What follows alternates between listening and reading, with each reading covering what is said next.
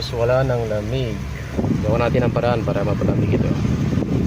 Okay, so maglilinis tayo. Kailangan natin itong air conditioner cleaner. Then magkakarga tayo ng Freon.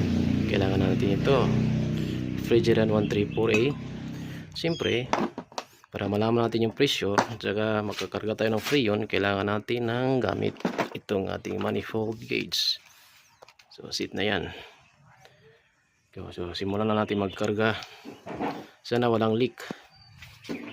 Open natin ang hood para ma-access natin yung paglalagyan natin ng Freon.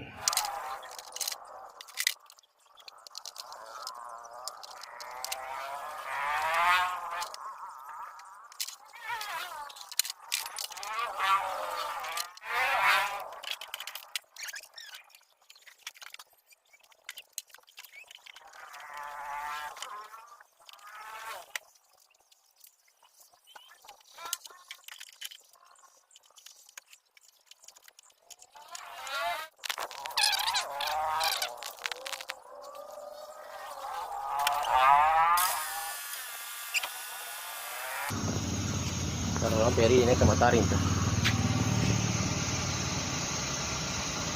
Mababa na po na. Nambay ini kabukat ng kau. Dahil dyan, dapat ito hanggang 35 to 45. Dito dapat abot ng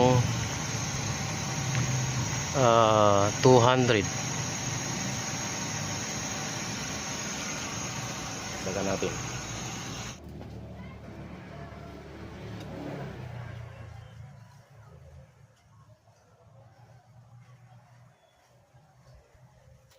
Lagyan natin ang adapter.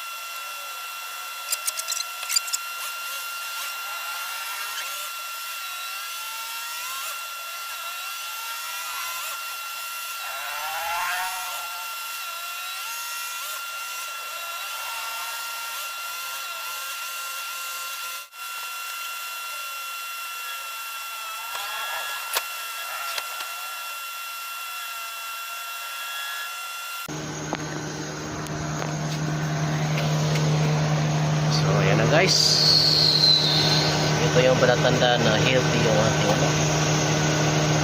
Maraming tubig, malamig yung aircon. Kanina wala yan. Okay. Matengah rin.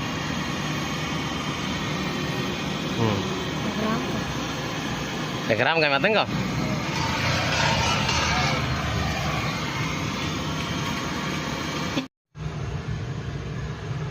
Ayan, malamig na siya guys. Partida, tanghaling tapat ngayon, pero ramdam mo yung lamig. So hopefully okay na ito. Sana walang leak para tuloy-tuloy na ang kanyang lamig. Okay, salamat.